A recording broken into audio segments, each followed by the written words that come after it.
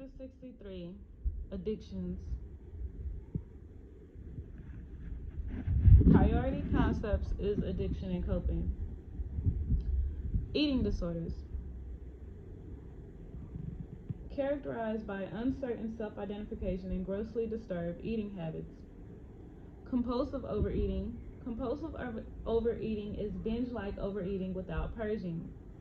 Food consumption is out of the individual's control and occurs in a stereotyped fashion. Repulsed by eating, that is, the eating relieves tension but does not produce pleasure. Aware that eating patterns are abnormal and feels depressed after eating. Eating secretly during a binge and consumes high-calorie and easily digestible foods. Repeatedly tries to diet but without success. Feels helpless and hopeless about weight. Responds to feelings of guilt, anger, depression, boredom, loneliness, inadequacy, or ambivalence by eating. Anorexia nervosa. The onset often is associated with a stressful life event. Intensely fears obesity. Body image is distorted and the client has a disturbed self-concept. Preoccupied with foods that prevent weight gain and has a phobia against foods that produce weight gain. The eating disorder can be life-threatening. Death can occur from starvation, suicide, a cardiomyopathy, or electrolyte imbalance. Data collection. Appetite loss and refusal to eat. Appetite denial. Feelings of lack of control. Compulsive exercising. Overachiever and a perfectionist. Physical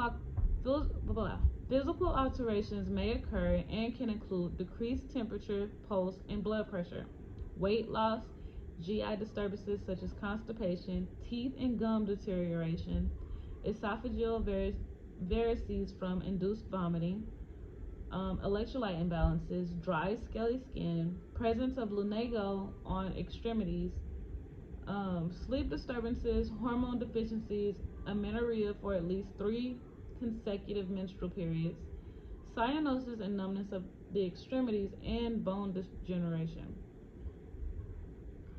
Bulimia nervosa.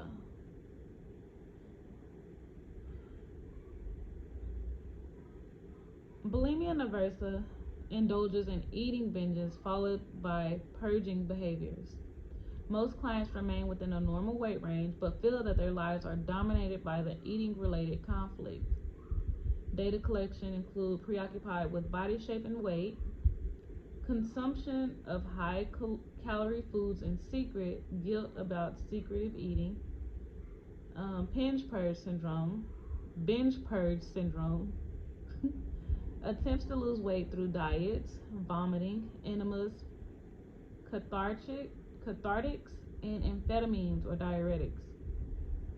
Has need for control yet experiences feeling of powerlessness or loss of control, low self-esteem, poor interpersonal relationships, decreased or absent interest in sex, mood swings, electrolyte imbalances, physical alterations similar to those that occur with anorexia nervosa.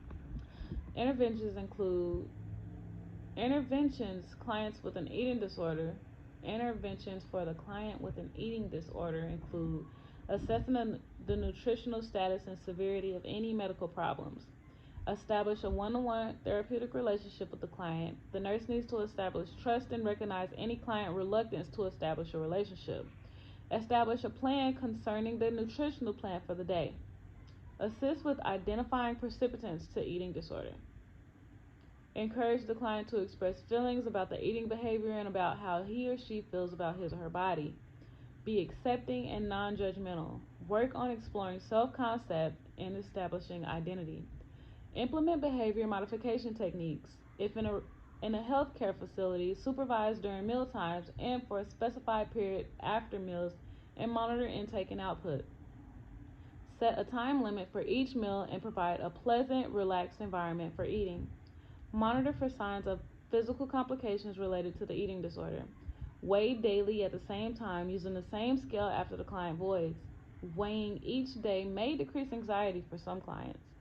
When weighing the client, ensure that the client is wearing the same clothing as when previous weighed. as when the previous way was taken.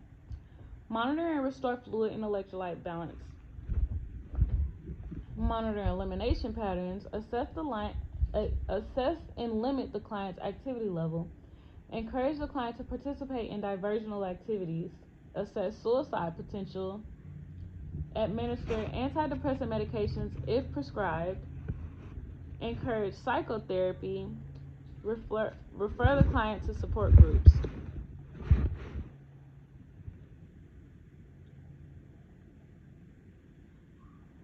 Substance-related addictive disorders. Description. Substance-related and addictive disorders cause cognitive, behavioral, and physiological changes. box 63.1 is a cage screening test. C is, have you ever felt the need to cut down on your drinking or drug use? A is, have you ever been annoyed by criticism of your drinking or drug use? G, have you ever felt guilty about something you have done when you were drinking or taking drugs? And E, have you ever had an eye-opener, drinking or taking drugs first thing in the morning to get going or to avoid withdrawal symptoms? Substance abuse. Substance use is a pattern of repeated use of a substance, which usually results in tolerance, withdrawal symptoms, and compulsive drug-taking behavior. Substances are taken in large amounts and over long periods of time than was intended. There is a desire to cut down, but efforts to decrease or discontinue use are unsuccessful. Daily activities revolve around the use of the substance. So, screening tools are available to assess a substance abuse disorder, including the Michigan Alcohol Screening Test, also known as MAST, or Drug Abuse Screening Test, known as DAST, and CAGE Screening Questionnaire. Substance tolerance refers to the need for increased amounts of the substance to achieve the desired effect.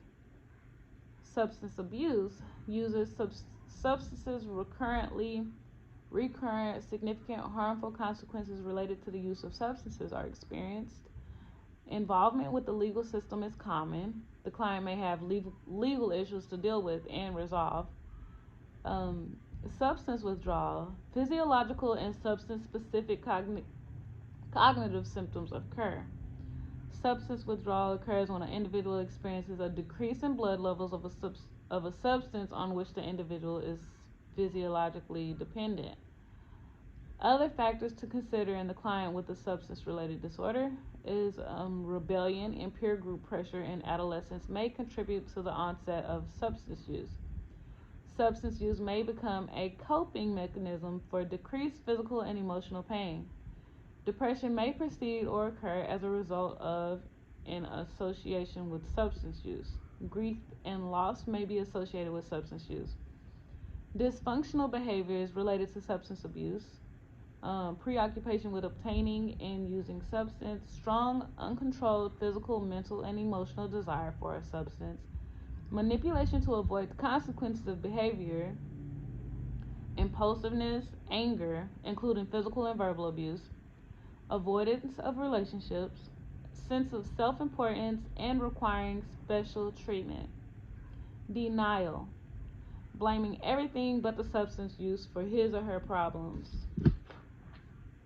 Uses rationalization and projection to justify unacceptable behaviors. Low self-esteem.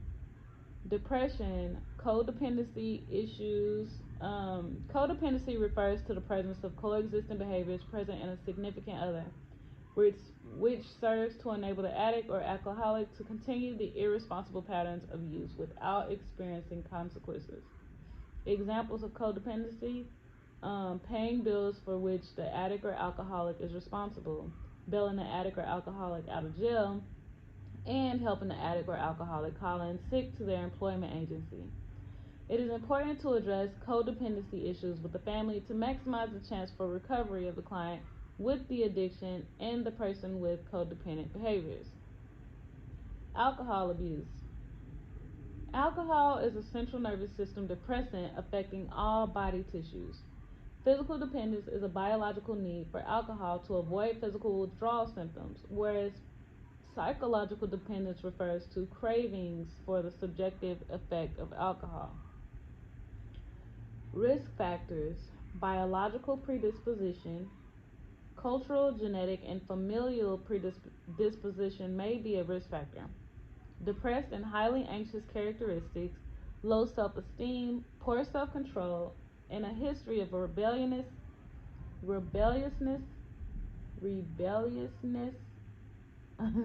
poor school performance or delinquency, poor parental relationships. Data collection is slurred speech, uncoordinated movements, unsteady gait, restlessness, confusion, sneaking drinks, drinking in the morning, and experiencing blackouts. Binge drinking, arguments about drinking, missing work, increased tolerance to alcohol intoxication with blood alcohol content BAC of 0.1%, 100 milligrams of alcohol per deciliter blood, or greater legal BAC may vary state to state. Part of data collection should include the type of alcohol, how much, for how long, and date when last consumed.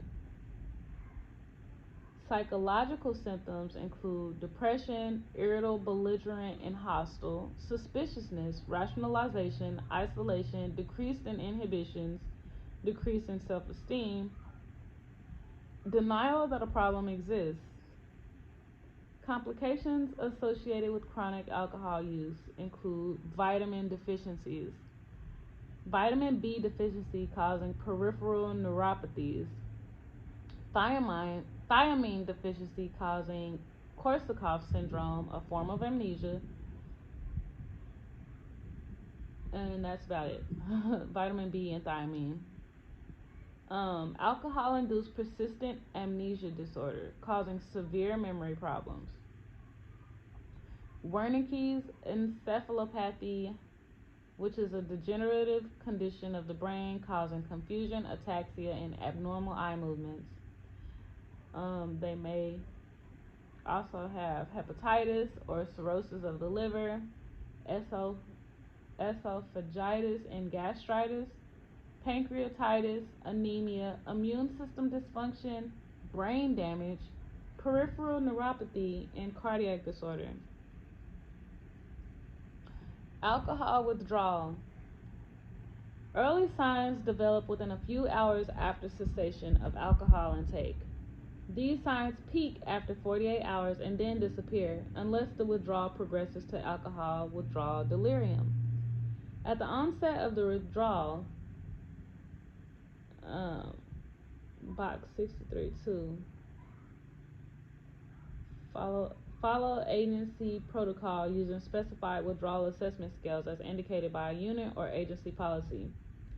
So the early signs of alcohol withdrawal is anorexia, anxiety, easily startled, hyperalertness, hypertension, insomnia, irritability, jerky movements, possibly experiences hallucinations, illusions, or vivid nightmares. Possibly reports a feeling of shaking inside. Seizures usually appear 7 to 48 hours after cessation of alcohol. Tachycardia and tremors.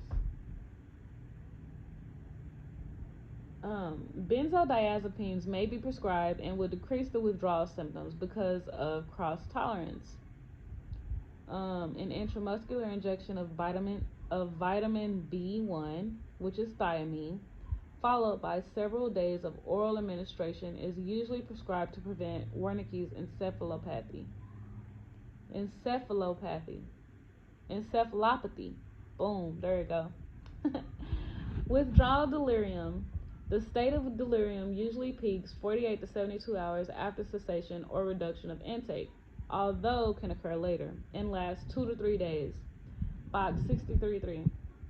These are manifestations of alcohol withdrawal delirium: agitation, anorexia, anxiety, delirium, diaphoresis, disorientation with fluctuating levels of consciousness, fever, hallucinations and delusions, insomnia, tachycardia, and hypertension.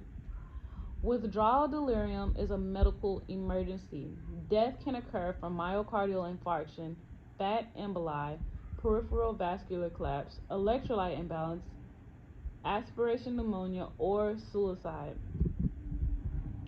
Interventions: provide care in a non-judgmental manner, check the client frequently, monitor vital signs and neurological signs as often as every 15 minutes, and provide one-to-one supervision. Provide a quiet, non-stimulating environment. Encourage family members one at a time to stay with the client to minimize anxiety. Orient frequently. Explain all treatments and procedures in a quiet and simple manner. Initiate seizure precautions. Assist with the administration of sedating or anticonvulsant medications as prescribed. Provide small, frequent, high-carb foods. Administer antiemetic before foods as needed. Monitor intake and output. Assist with the administration of vitamins, multivitamin, vitamin B complex, including thiamine, and vitamin C. Assist the client with activities of daily living and assist with ambulation if stable. Allow to express fears. Medication therapy for alcohol abuse and alcohol dependence.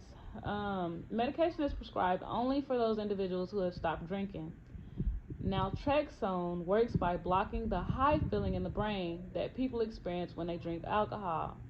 Acamprosate works by reducing the physical distress and emotional discomfort people usually experience when they quit drinking. And disulfiram works by causing a severe adverse reaction when someone taking the medication consumes alcohol. That's the antabuse. Disulfiram is antabuse. Disulfiram therapy. The client must abstain from drinking from alcohol. The client must abstain from alcohol for at least 12 hours before the initial dose is administered. Adverse effects usually begin within several minutes to 30 minutes after consuming alcohol and may last from 30 minutes up to 2 hours. Alcohol consumption is avoided for up to 14 days after disulfiram therapy has been discontinued because it places the client at risk for disulfiram alcohol reaction. Adverse reactions include facial flushing, sweating, throbbing headache, neck pain, nausea and vomiting, hypotension, tachycardia, and respiratory distress. Client education: inform the client about the effect of the medication. Ensure that the client agrees to abstain from alcohol and any substances that contain alcohol. Inform the client that the effects of the medication may occur for several days after discontinuance. Dealing with the client who abuses alcohol, boxes 63.3 and 63.5. Okay, so inform the client who is taking disulfiram to avoid the use of substances that contain alcohol, such as cough medicines, rubbing compounds, vinegar, mouthwashes, and aftershave lotions. The client needs to read the label of all products. So the purpose of this drug is to make them so sick that they do not want to drink anymore. Just understand that. So like the reactions of them drinking alcohol is gonna make them like really sick. Okay, drug dependency. Central nervous system depressants. CNS depressants can include alcohol, benzodiazepines, barbiturates, and other depressants, which act as a depressant, sedative, or hypnotic. Hold on, let's go back real quick. Dealing with the client who abuses alcohol. You want to direct the client's focus to the substance abuse problem. Identify with the client those situations that precipitate angry feelings. Set limits on manipulative behavior and verbal and physical abuse. Hold the client firmly to reasonable limits, consistently reinforcing rules with equitable consequences for breaking rules. Hold the client accountable for all behaviors. Assist the client with exploring their strengths and weaknesses. Encourage focusing on strengths if the client is losing control. Encourage the client to participate in group therapy and support groups.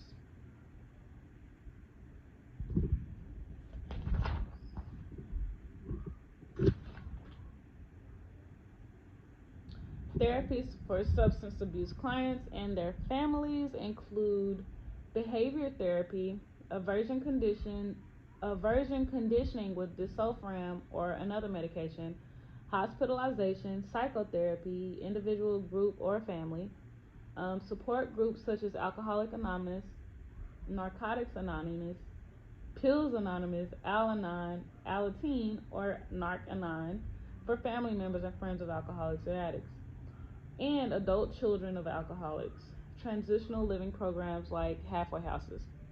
Okay, now back to drug dependency. Intoxication. Intoxication can produce drowsiness, hypotension, incoordination, and unsteady gait, slurred speech, impairment of memory, and irritability. Overdose can produce cardiovascular or respiratory depression, coma, shock, seizures, and death. Overdose. If the client is awake, vomiting is induced and activated charcoal is administered.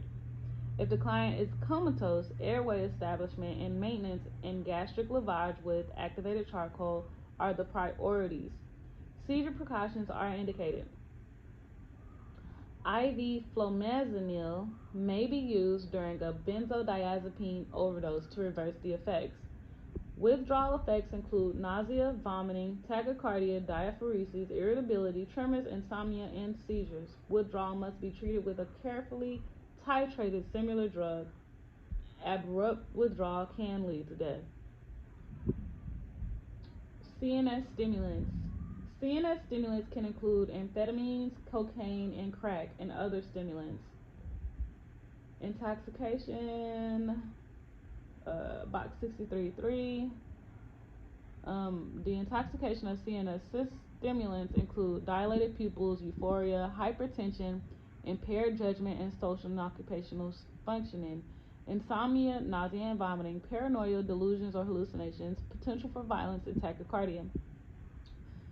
Overdose can produce respiratory distress, ataxia, hyperpyrexia, seizure, coma, brain attack, myocardial infarction, and death.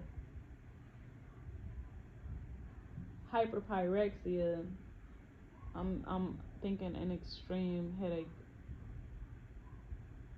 an extreme fever. Okay. Overdose is treated with antipsychotics and management of associated effects. Withdrawal effects include fatigue, depression, agitation, apathy, anxiety, insomnia, disorientation, lethargy, and craving. Withdrawal is treated with antidepressants, a dopamine agonist, or bromocriptine. Withdrawal is primarily supportive, particularly when dealing with the severe depression and suicidal ideation that accompanies stimulant withdrawal. Opioids. Opioids can include opium, heroin, meperidine, morphine sulfate, codeine sulfate, methadone, hydromorphone, fentanyl, and other opioids. Intoxication of opioids include constricted pupils, decreased respirations, drowsiness, euphoria, hypotension, impaired memory, attention, and judgment, psychomotor retardation, and slurred speech. Overdose can produce respiratory depression, coma, shock, seizure, and death. Overdose is treated with an opioid antagonist such as naloxone. Withdrawal effects include yawning, insomnia, irritability, rhinorrhea, diaphoresis, cramps, nausea and vomiting, muscle aches, chills, fever, lacrimation, and diarrhea. Withdrawal may be treated by methadone detoxification or tapering dosage with other opioids. Specific symptom management measures may be prescribed. Hallucinogens. Intoxication box 68. AIDS. They include agitation and belligerence, anxiety and depression, bizarre, regressive or violent behavior, a blank stare, diaphoresis, dilated pupils, elevated vital signs including blood pressure, hallucinations, impaired judgment and social and occupational functioning, incoordination, muscle rigidity, and chronic jerking, paranoia, seizures, tachycardia, and tremors. Overdose effects include psychosis, brain damage, hypertensive crisis. Remember that, hypertensive crisis, hyperthermia, seizures, and respiratory arrest. Treatment involves low environmental stimuli. Speak slowly, clearly, and in a low voice. And be prescribed to treat and medications to treat anxiety. Gastric lavage may be prescribed to treat some overdoses. Withdrawal is primarily supportive and may include medications to target particular problem behaviors such as agitation. And this is with hallucinogens. Flashbacks, which are unexpected re-experiences of the effects of taking a hallucinogenic drug, can occur for extended periods of time after its original use. Safety during flashback is a priority. Inhalants. Inhalants can include gases or liquids such as butane, paint thinner, paint and wax removers, airplane glue, nail polish remover, and nitrous oxide. Intoxication of inhalations include enhancement of sexual pleasure, euphoria, excitation followed by drowsiness, lightheadedness, disinhibition, and agitation, giggling or laughter. Inhalants can include gases or liquids such as butane, paint thinner. I already went through that. Overdose can cause damage to the nervous system and death. Withdrawal management is mainly supportive, including treating affected body systems. Marijuana, cannabis sativa, generally is smoked but can be ingested, may be legally prescribed in certain states, causes euphoria, detachment, relaxation, talkativeness, slowed perception of time, anxiety, and paranoia. Long-term dependence can result in lethargy, difficulty concentrating, memory loss, and possibly chronic respiratory disorders. Withdrawal management is mainly supportive. Other recreational and club drugs. There are many types of illegal street drugs that are harmful. The nurse needs to be knowledgeable about the physiological effects of these various drugs, be able to recognize the signs associated with their use, and be prepared to provide immediate treatment. Effects include euphoria, increased energy, increased self-confidence, and increased sociability. Adverse effects include hyperthermia, rhabdomyolysis, renal failure, hepatotoxicity, depression, panic attacks, psychosis, cardiovascular collapse, and death. Programs for addiction also address nicotine withdrawal and the pharmacological and psychotherapeutic interventions for this problem, such as nicotine patches, nicotine inhalers, and bupropion for the reduction of withdrawal and cravings. The use of anabolic steroids have been noted in the media to be the cause of adverse events, including death. Interventions, withdrawals. Obtain information regarding the drug type and amount consumed, check vital signs, remove unnecessary objects from the environment, provide one-on-one supervision if necessary, provide a quiet, calm environment with minimal stimuli, maintain client orientation, ensure the client's safety by implementing seizure precautions, use security devices if necessary and prescribed to prevent the client from harming self and others. Provide for physical needs. Provide food and fluids as tolerated. Assist with the administration of medications as prescribed to decrease withdrawal symptoms. Collect blood and urine samples for drug screening. These are some interventions. When dealing with withdrawal, you want to initiate seizure precautions. You want to hydrate the patient, monitor intake and output. Anticipate anxiety. The PHCP may prescribe lorazepam or diazepam. Approach the client in an accepting and non-judgmental manner. Direct client's focus to the substance abuse problem. Assist the client with identifying situations that precipitate angry feelings. Assist the client with dealing with their emotions. Limit the client's blame placing or rationalizing to explain the substance abuse problem. Assist the client to use assertive techniques rather than manipulation to meet needs. Set limits. on manipulative behavior and verbal and physical abuse. Maintain firm and reasonable limits, consistently reinforcing rules with reasonable consequences for breaking rules. Hold the client accountable for all behaviors. Assist the client with exploring strengths and weaknesses. Encourage focusing on strengths if the client is losing control. Encourage the client to participate in unit activities. Encourage the client to participate in group therapy and support groups. Addiction and abuse in healthcare professionals, suspicious signs.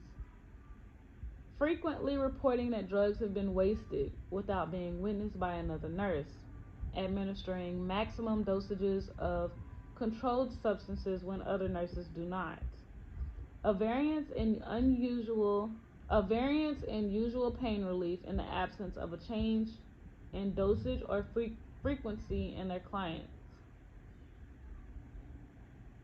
A variance in usual pain relief in the absence of a change in dosage or frequency in their clients. Work patterns including the following: always volunteering to carry opioid drug cabinet or drawer keys, choosing shifts in which less supervision is present, or choosing work areas in which the use of controlled substances is high, such as critical care units, operating room, anesthesia units, and trauma units. Nurses have a professional and ethical obligation to report impaired co-workers. The majority of impaired nurses are able to return to work through the State Board of Nursing Assistants and monitored programs. Such programs usually require strict adherence to clearly stated rules and regular reports and drug screenings. So, what should you do? The nurse notes that a client is experiencing signs of alcohol withdrawal delirium. What should the nurse do? The nurse should immediately contact the primary health care provider. If signs of alcohol withdrawal delirium occur, and the nurse should follow agency protocol using specified assessment scales. One-on-one supervision needs to be provided to ensure safety. The nurse should provide care in a non-judgmental manner and monitor vital signs and neurological signs every 15 minutes. The environment should be quiet and non-stimulating, and a family member should be encouraged to stay with the client to minimize anxiety.